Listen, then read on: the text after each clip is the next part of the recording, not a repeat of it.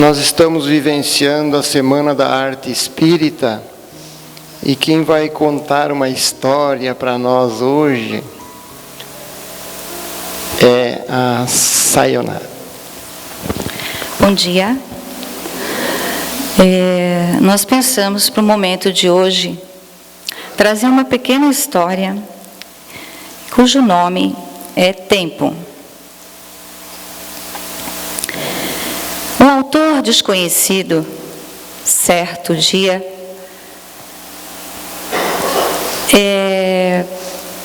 disse que a alegria, a vaidade, a tristeza, a sabedoria, o amor habitavam numa pequena ilha. Mas certa vez chegou até essa ilha a notícia de que ela seria inundada. O amor, mais que depressa, se preocupou com todos os seus amigos e dizia: fujam, fujam todos, a ilha será inundada. Nesse momento, os sentimentos logo foram pegando seus barquinhos e fugiram da ilha para um lugar bem longe, um morro alto, muito alto. Mas o amor, ele não teve pressa. Mas quando viu que a ilha estava cada vez mais cheia e ele poderia se afogar, correu a pedir ajuda. Passou a riqueza com seu barquinho e o amor chamou: riqueza, riqueza, leve-me com você. E aquela respondeu: amor, olha, o meu barco está cheio de prata e ouro, não tem lugar para você. E foi embora. Passou a vaidade, com seu barco, remando cada vez mais depressa. E o amor, então, chamou: vaidade, leve-me com você. E aquela respondeu: sinto muito, mas você irá sujar o meu barco. E se foi. E o amor ficou. Não demora, passou outro barquinho, e era tristeza. E ela suplicou: tristeza, tristeza, por favor, leve-me contigo. E a tristeza respondeu: sinto muito, amor, mas eu já estou tão triste, que eu prefiro ir sozinha. E se foi. Não demora, passou a alegria. E a alegria remava, e remava, que mal escutou o chamado do amor. E lá ficou o amor. Mas não demora, veio um barquinho, e nele o senhor idoso, que remava, olhou para o amor e disse: sobe, amor, que eu te levo. E o amor foi. Mas ele ficou tão feliz, mas tão feliz, lá de dentro, uma felicidade, que até esqueceu de perguntar o nome desse senhor. E quando chegaram um morro mais alto, onde se encontravam todos os sentimentos a salvo, o amor procurou a sabedoria e disse: sabedoria, eu estava tão feliz, mas esqueci de perguntar o nome daquele senhor. Quem era o senhor que me amparou? E a sabedoria respondeu: o tempo. O tempo? Mas por que o tempo ia me trazer até aqui? E assim a sabedoria respondeu: ora, o tempo. O tempo é aquele que ajuda e compreende o grande amor. Dentre todos os dons que a divindade concede ao homem, o tempo tem um lugar especial. E o amor pensou: é mesmo? Sim. É o tempo. É o tempo que acalma aqueles corações aflitos, apaixonantes, ensinando que tudo tem a sua hora e o seu tempo.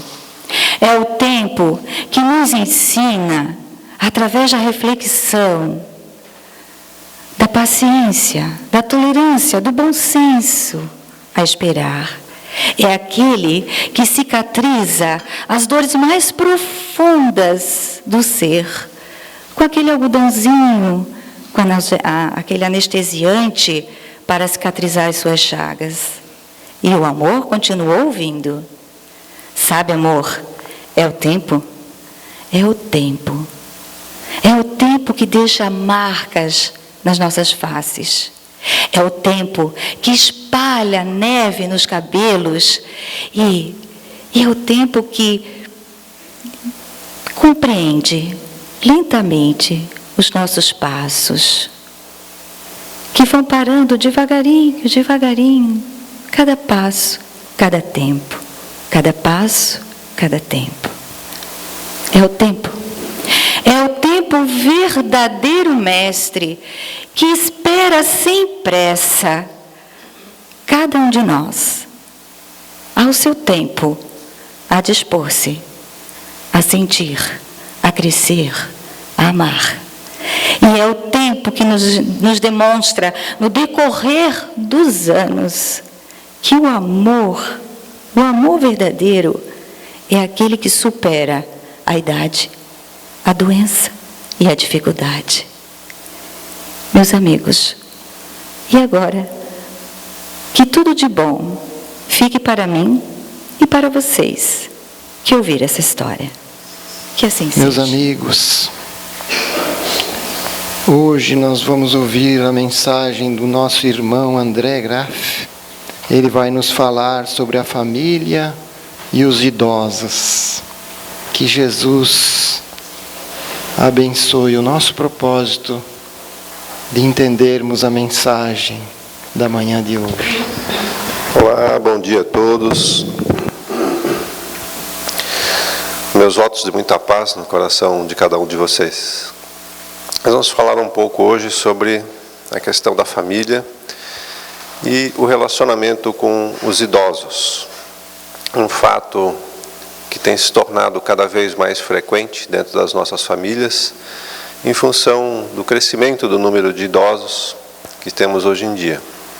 Mas antes, vamos falar um pouco sobre a questão da própria família, para nós entendermos por que nós estamos nesse núcleo familiar que vemos nessa reencarnação, quais são os nossos propósitos, especialmente qual é o nosso objetivo dentro desse núcleo familiar, qual é o nosso papel que temos que exercer ali. E aí depois fazemos então uma ligação em relação aos idosos.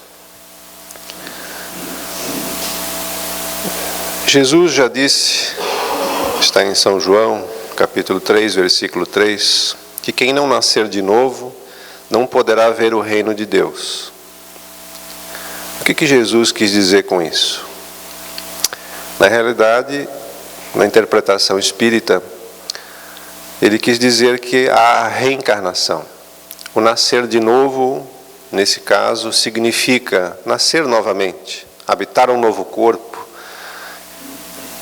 participar de uma nova existência, participar de uma nova vivência, para que nós possamos evoluir, pois somos espíritos em processo evolutivo. E para evoluir é necessário reencarnar. A reencarnação nos dá a chance. Uma reencarnação somente não seria suficiente para nós fazermos todos os progressos que nós precisamos fazer na evolução espiritual. Nós precisamos de várias existências. O nosso progresso, ele é lento. Podemos acelerar um pouco, sim, mas ninguém consegue, em apenas uma existência, alcançar todos a evolução necessária que um espírito precisa, a se tornar um espírito da esfera crística, a se tornar um espírito evoluído. Precisamos sim passar pelas questões terrenas e especialmente nos relacionar com as pessoas que convivem conosco. A família é um grupo de espíritos normalmente necessitados, desajustados, em compromisso inadiável para a reparação, graças à contingência reencarnatória. Essa é uma mensagem do espírito Joana de Ângeles, no livro dos Estudos Espíritas. Porque a família é um grupo de espíritos normalmente necessitados, desajustados. Como a gente já vem evoluindo há muito tempo, isso ontem fomos piores do que hoje, amanhã seremos melhores do que hoje, estamos sempre nesse processo evolutivo e essa evolução nunca para, com certeza, como nós cometemos erros ainda hoje, no passado acabamos cometendo um pouco mais. Então precisamos, muitas vezes, nos ajustar perante esses erros que nós cometemos. E esses erros, às vezes, cometemos com as pessoas que participaram do meio conosco, dessa reencarnação conosco. E algumas dessas pessoas podem estar participando do nosso núcleo familiar. Então, precisamos ter em mente que há necessidade desses ajustes perante todos nós, em compromisso inadiável para a reparação, graças à contingência reencarnatória. Então, a reencarnação ela propicia essa oportunidade que nós temos de nos ajustar perante os erros do passado. E é necessário fazer esses relacionamentos. Ninguém consegue evoluir sem se relacionar. Isolado, ninguém consegue evolução espiritual. Ficar lá em cima da montanha, isso não permite necessariamente a evolução, porque a gente precisa se relacionar. É se relacionando com os outros que a gente consegue enxergar um pouco mais de nós mesmos, que a gente consegue alcançar um pouco mais o nosso autoconhecimento, tão importante e tão necessário para que a gente possa fazer a nossa evolução. Então a família é o mais importante agrupamento que nós temos na ação educadora do espírito. E é frequentemente formada, sim, por espíritos que já conviveram anteriormente. E essas relações podem ser relações simpáticas, muitas vezes esses espíritos que estão na nossa família são espíritos que já conviveram conosco, que já tiveram bons relacionamentos conosco, porém, às vezes, são espíritos que a gente teve algum entrevero, alguma questão ainda que fica a resolver. E aí são aqueles relacionamentos mais difíceis que a gente tem no núcleo familiar. É difícil quem não tenha algum outro familiar que o relacionamento é um pouquinho mais difícil, né? Então, a gente precisa parar e olhar isso com carinho.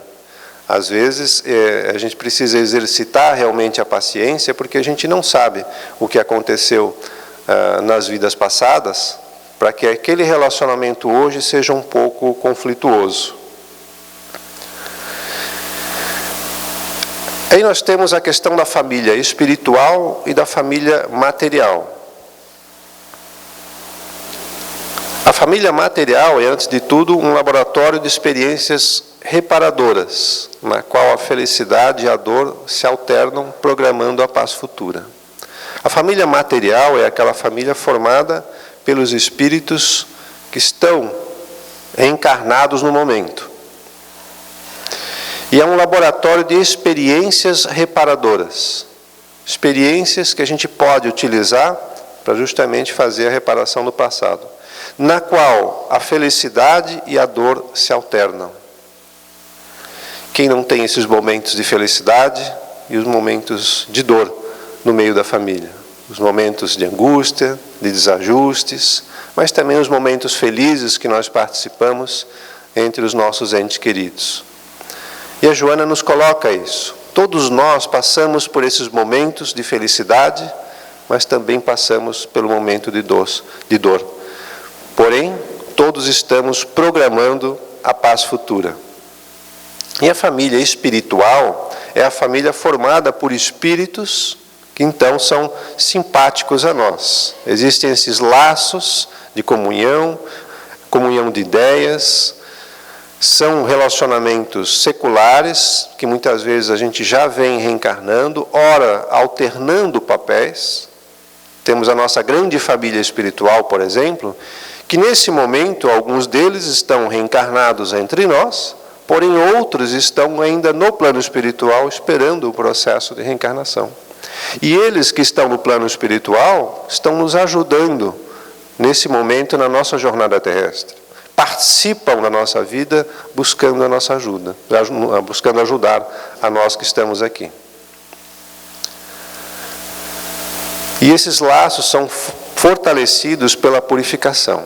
Quanto mais laços de amor nós temos entre esses entes, mais a gente vai fortalecendo esses laços. Então nós temos essas duas questões de família. A nossa família que nos ajuda que está no plano espiritual, que tem os laços fortalecidos de amor, mas tem aquela nossa família material que é formada por alguns desses espíritos, porém outros que a gente precisa fazer o ajuste necessário.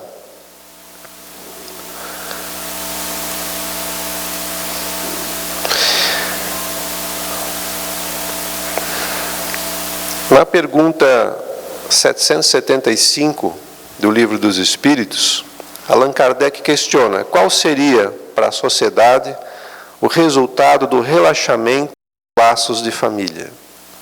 Vamos pensar, como que seria esse resultado? Se não existisse mais família, não precisa mais existir família, agora cada um por si. O que isso iria acontecer na nossa sociedade se isso acabasse acontecendo? Como alguns apontam que parece que está acontecendo aí hoje em dia, mas na realidade é um processo de modificação da família e não de relaxamento dos laços de família. E o que os espíritos nos responderam? A resposta é uma recrudescência do egoísmo. Bom, eles usaram um termo um pouco desconhecido de nós, né? O que significa recrudescer? Tornar-se mais intenso, agravar-se. Seria o reaparecimento de sintomas de uma doença depois de uma remissão temporária. Então, quando se fala em uma doença, recrudescer significa que ela está voltando. Então, seria a volta do egoísmo. Nós iríamos retroagir nesse caso. E não há como retroagir porque a gente está sempre no processo evolutivo. Então, na realidade, os laços de família vão se apertar cada vez mais, embora pareça que na nossa sociedade atual há um relaxamento. E em alguns casos em que esse laço há o relaxamento, a gente consegue perceber a influência disso na sociedade, porque a família é o núcleo principal de formação das pessoas. Quando esse laço se rompe, isso reflete também na sociedade. Em alguns casos, hoje em dia, a gente pode perceber isso. E aí o aumento da violência, o aumento dos problemas sociais, justamente em função de, em algumas situações, isso está acontecendo. O Evangelho segundo o Espiritismo nos diz que, frequentemente, nós renascemos no meio em que já vivemos. Deixa eu ver se está... Frequentemente renascemos no meio em que já vivemos. Estabelecemos de novo relações com as mesmas pessoas a fim de reparar-lhes o mal que possamos ter feito. Não que a gente tenha feito mal a todos os nossos familiares, né, como eu já comuniquei, mas eventualmente pode ter acontecido alguma situação em que a gente precisa reparar. E para isso há a bênção do esquecimento. A importância da gente não lembrar do que aconteceu na vida passada, porque lembrar disso poderia despertar outra vez o ódio que aconteceu no passado, que causou aquela mesma situação, e podia também causar humilhação ou um constrangimento perante aqueles que nós fizemos o mal. Então a bênção do esquecimento, ela existe no nosso plano hoje, em função da nossa incapacidade ainda de absorver emocionalmente essas questões. Nós não temos essa elevação espiritual para poder encarar o que aconteceu nas vidas passadas. Então, é uma bênção realmente, para que a gente possa buscar, através dos novos laços de família, reparar com mais facilidade aquelas questões que aconteceram nas vidas passadas, né? As questões negativas. Por isso que a gente esquece nesse momento. Acredito que a gente, quando evoluir um pouco mais, estivermos reencarnados em um planeta algo diferente, uma coisa mais evoluída, a gente vai se lembrar das questões de vida passada. Mas a gente já vai estar tão evoluído e já vai ter tantas condições de enfrentar essas situações, de buscar o perdão e tudo, que então a gente vai ser abençoado com essa lembrança. Mas, por enquanto, nós não temos condições de lembrar, porque isso iria nos fazer um mal danado, né? Ia perturbar, no caso, a reparação que nós precisamos fazer nessa vida. Vocês imaginem alguém que tem pai e filho, mãe e filho, por exemplo, né? Esse relacionamento de mãe e filho, de pai e filho, aquele amor que a gente tem com os nossos filhos, isso é uma forma de fazer com que talvez os males que nós tenhamos no passado, o ódio seja substituído por aquele amor. Então a vida nos proporciona essa bênção, de que a gente possa reparar, porque quanto mais amor a gente tiver no nosso coração, mais paz nós vamos ter também, mais tranquilidade, mais equilíbrio nas nossas questões emocionais. Por isso, a vida sempre nos impulsiona para o amor. E Emmanuel nos coloca que, à frente de toda dificuldade e de toda prova, abençoa sempre e fazes o melhor que possas. Às vezes a gente se sente em dificuldade de enfrentar as situações que acontecem no nosso núcleo familiar, em outros também. Vem a raiva, vem o desgosto, vem os sentimentos negativos, mas a gente está aqui justamente para enfrentar essas situações, para buscar nos superar em relação a isso. É claro que ainda não somos espíritos evoluídos e nem dá para se exigir isso, essa postura da gente. Mas quanto mais a gente se esforçar nesse sentido, para perdoar, para compreender, para entender que aquela pessoa está naquele seu momento e que ela precisa passar talvez por mais um pouco, mais um tempo, para chegar no nível em que a gente gostaria que ela estivesse. Mas nesse momento não dá para exigir disso, dessa pessoa. Talvez a gente já esteja no momento melhor. Talvez nós é que precisamos utilizar daquela situação para nos melhorar. E cada um deve buscar a sua melhora interior, cooperando naturalmente com aqueles que a gente puder cooperar.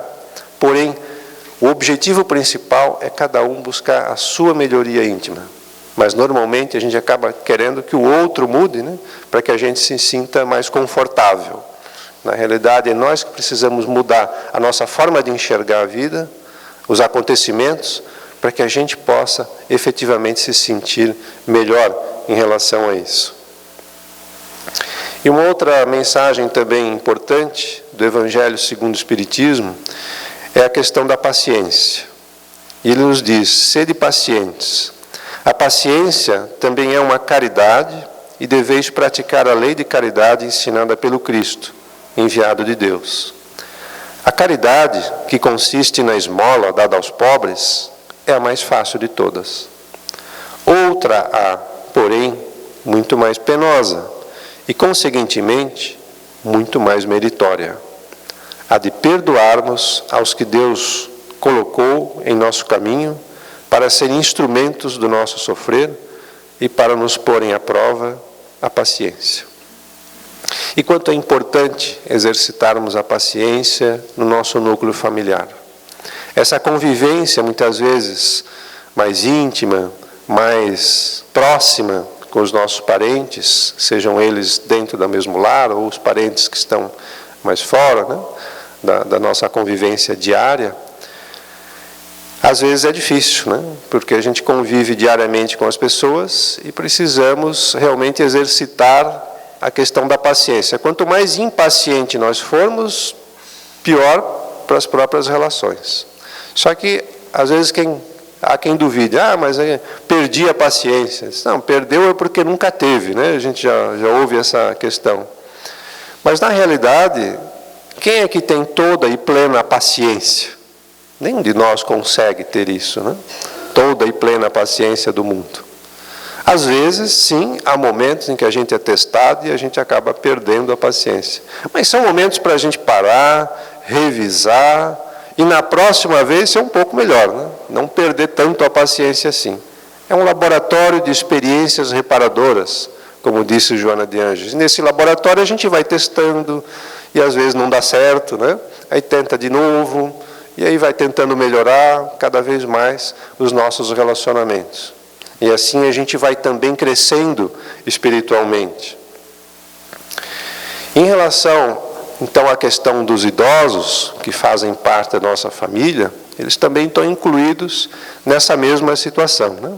Normalmente são pais, mães, avós, que nós temos dentro da nossa convivência. Alguns convivem em lares separados, outros convivem dentro do mesmo lar, mas há essa importância de nós darmos a atenção aos idosos que convivem conosco, que estão na nossa família. A iniciarmos pelo que nos diz o Evangelho segundo o Espiritismo também, que nos diz: honrai vosso pai e vossa mãe, não consiste apenas em respeitá-los, é também os assistir na necessidade, é proporcionar-lhes o repouso na velhice, é cercá-los de cuidados como eles fizeram conosco na infância. Então, essa questão de honrar o pai e mãe tem a ver com o cuidado com aqueles que estão avançando já na idade, né? Estão cumprindo já uma etapa mais adiantada do que nós, dentro dessa evolução espiritual, dentro da nossa atual reencarnação. E nisso aí há muitas vezes a inversão de papéis. Existem duas formas até de inverter os papéis na família. Há a inversão de papéis durante as reencarnações, entre as reencarnações, melhor dizendo, e a forma durante as reencarnações. Entre as reencarnações é porque nós alternamos de papéis, de uma reencarnação para outra. Por exemplo, talvez meu pai pode ter sido o meu filho numa reencarnação passada, ou pode ter sido o meu irmão numa reencarnação passada, e hoje eu venho como filho dele. Então, há essa inversão de papéis entre uma reencarnação e outra. Há um caso que vocês procurarem no YouTube, vocês vão ver uma reportagem de uma criança norte-americana que mostra bem claro essa situação. O avô era um policial aposentado e quando ele presenciou um assalto numa mercearia perto da casa dele, ele, como policial, buscou intervir no assalto, mas o assaltante foi mais rápido e deu um tiro nele. O tiro foi no coração e ele então veio a desencarnar nessa situação. A filha desse senhor, 3 ou 4 anos depois, teve um filho, engravidou e teve um neném. Este neném veio com um problema no coração, exatamente na mesma válvula aonde o avô havia levado o tiro.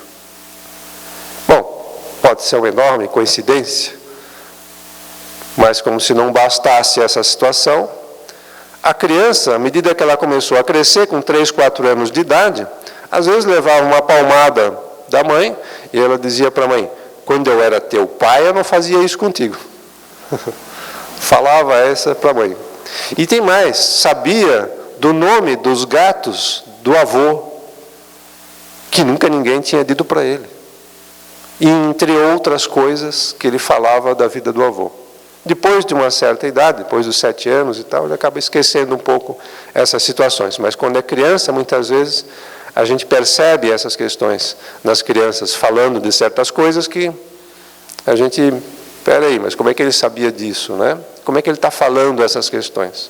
Então, esse é um caso documentado, estudado, inclusive pela Universidade da Virgínia, nos Estados Unidos, que tem a universidade lá, e os professores, doutores, que estudam essa questão da reencarnação como um fato científico. Então, isso a gente pode perceber que há, efetivamente, essa inversão de papéis. Veja, a mesma pessoa foi neto dele mesmo, nesse caso aí. O que era pai, agora virou filho dela, né? Então, nós estamos... e há a inversão de papéis também na própria reencarnação. Porque quando nós somos pequenos, crianças, nossos pais cuidam da gente, trocam fralda, né? Dão conselhos, às vezes dão um puxão de orelha em certas coisas que a gente precisa, né? E daqui a pouco as coisas se invertem também, né? Quando os nossos pais começam a ficar um pouco mais velhos, a gente é que acaba dando um puxão de orelha, muitas vezes, né? E em alguns casos até, onde há essa necessidade, acaba trocando fraldas também. Veja, é uma forma de compensar até o próprio trabalho. É uma questão de gratidão que a gente tem com essas pessoas que cuidaram da gente quando era pequeno, quando a gente tinha fragilidade de criança, e agora, quando eles estão na fragilidade de uma idade mais avançada, é nossa obrigação também cuidarmos dessas pessoas. Faz parte do processo da vida, né? De estarmos sempre uns cuidando dos outros. E a questão do envelhecimento faz parte de um processo natural da vida. O envelhecimento, ele acontece no nosso corpo físico, é uma questão biológica. Quando a gente reencarna, nós recebemos como que um combustível para irmos até determinada fase. Esse combustível pode ser um pouco mais, pode ser um pouco menos, tanto que alguns desencarnam antes, porque aquele papel que foi dado para eles, aquilo que eles precisavam fazer, já foi cumprido a sua missão. Porém, alguns recebem um combustível um pouco maior, para ir um pouco mais além.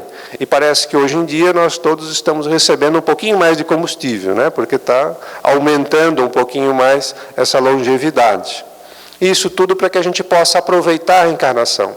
E até porque as condições de vida do nosso planeta, a de qualidade de vida, da evolução da medicina e tudo mais, está proporcionando também que a gente possa chegar um pouco mais longe. E aproveitar um pouco mais. Antes a gente precisava de 2, 3 reencarnações para poder evoluir um certo X. Hoje, em uma reencarnação, a gente pode evoluir o mesmo X, porque antigamente, chegar até os 30, 40 anos de idade, já era velho. Era difícil alguém que chegasse até uns 60. Hoje em dia, é bem diferente. Então, há um caso até que conta no passado, em que eles, de repente, são um pouco mais de idade aqui, talvez possam perceber isso, né? Mas tem um caso que foi colocado na imprensa, por exemplo, que tinha lá uma idosa de 49 anos morre atropelada na rua. Estava lá um caso no jornal, né? Uma idosa de 49 anos, né?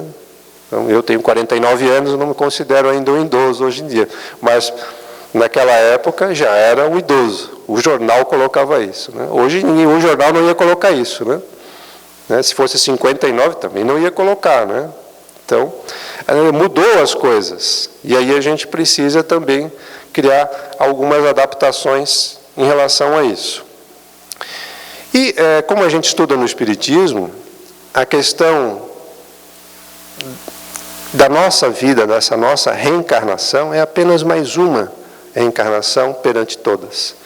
Quem já está chegando numa idade mais avançada, está sabendo que está acontecendo o momento do retorno para o verdadeiro lar.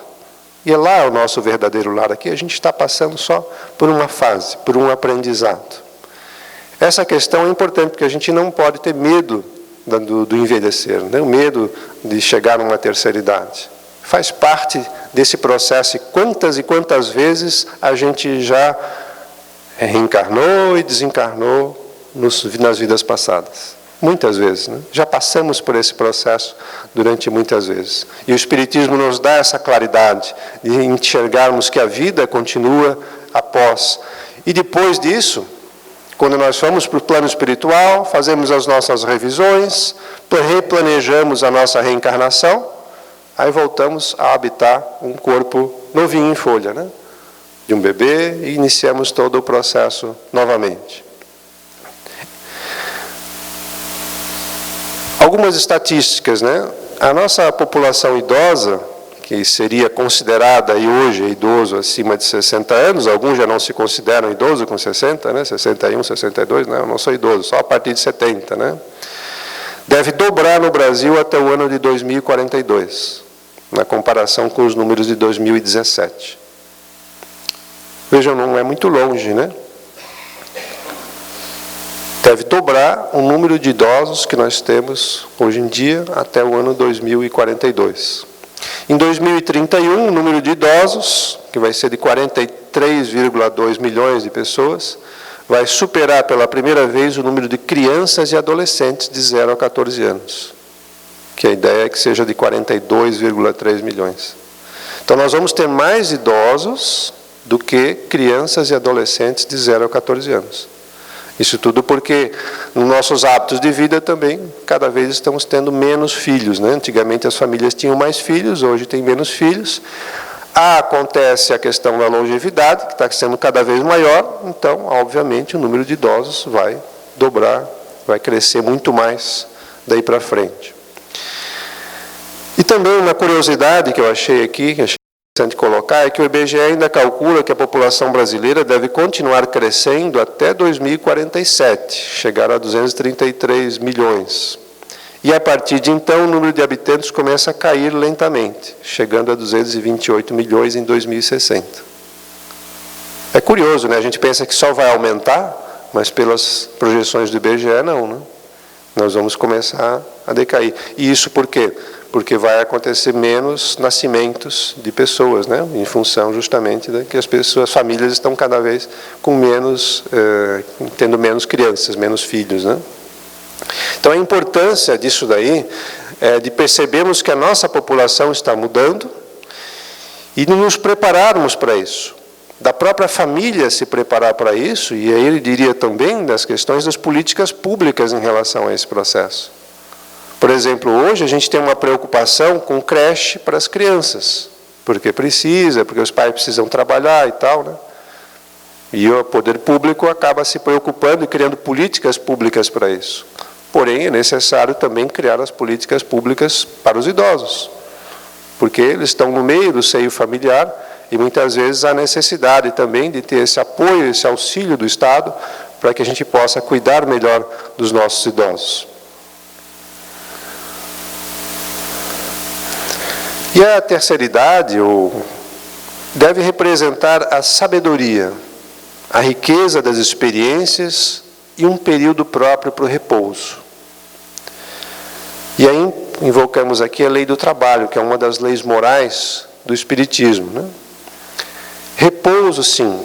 A questão da aposentadoria, ela é importante.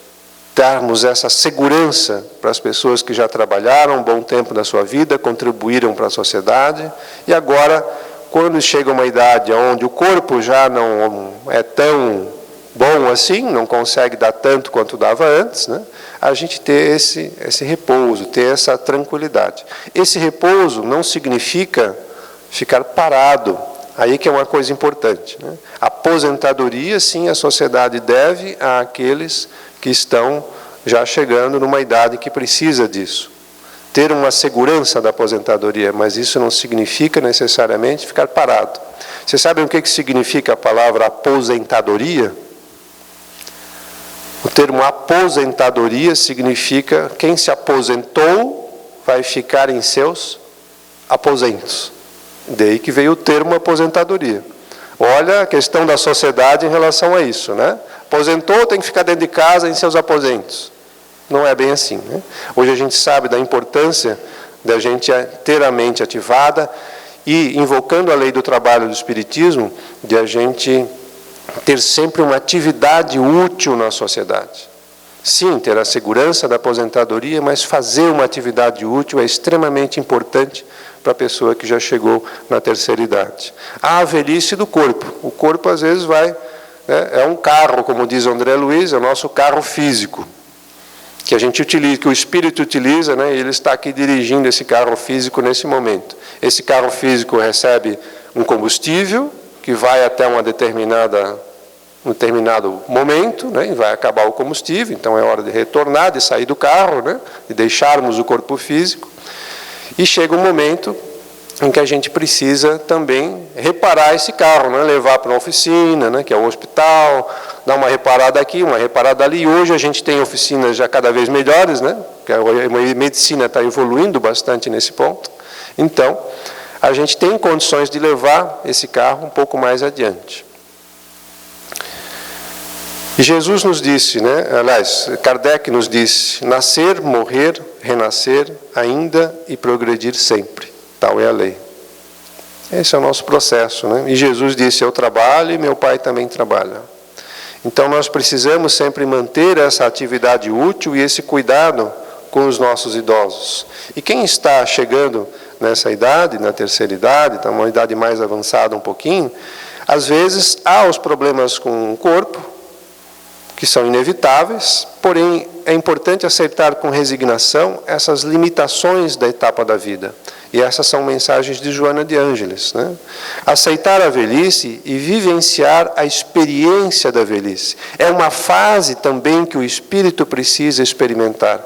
E como já disse antes, nós cada vez mais estamos experimentando com mais tempo essa fase. E é uma fase também de aprendizado para o espírito. Não é só a fase da infância, né? Chegou na terceira idade, agora está lá esperando só. Não, não é isso. Há uma importância de se aprender ali, de evoluir espiritualmente também, que é uma fase muito propícia para determinados tipos de aprendizado. E para finalizarmos, colocamos aqui que o dia 1º de outubro, que está próximo aí, né, é o Dia Internacional do Idoso. Naturalmente que todos os dias, dia do idoso, dia das mães, dia dos pais, é todos os dias, né?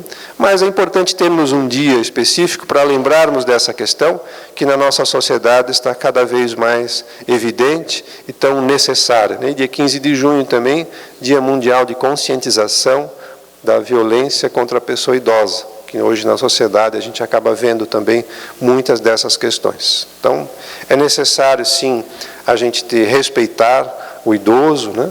Buscar retribuir. Todos nós erramos, todos nós cometemos erros, e às vezes contra os pais, contra os avós, a gente tem, mas ele fez isso, mas fez aquilo. Perdão direto, né? E o respeito é extremamente importante para a nossa evolução espiritual, para a nossa boa convivência dentro do lar.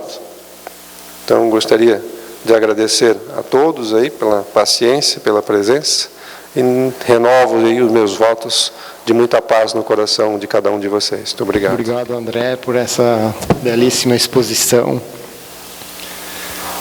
Quando nós falamos com uma pessoa de mais idade, ela diz para nós: meu filho, eu já errei nesse ponto, eu vou te ajudar a você não errar. Porque ela já passou, já tem a sabedoria, já vivenciou. O problema é que nós somos surdos, né? Nós não ouvimos.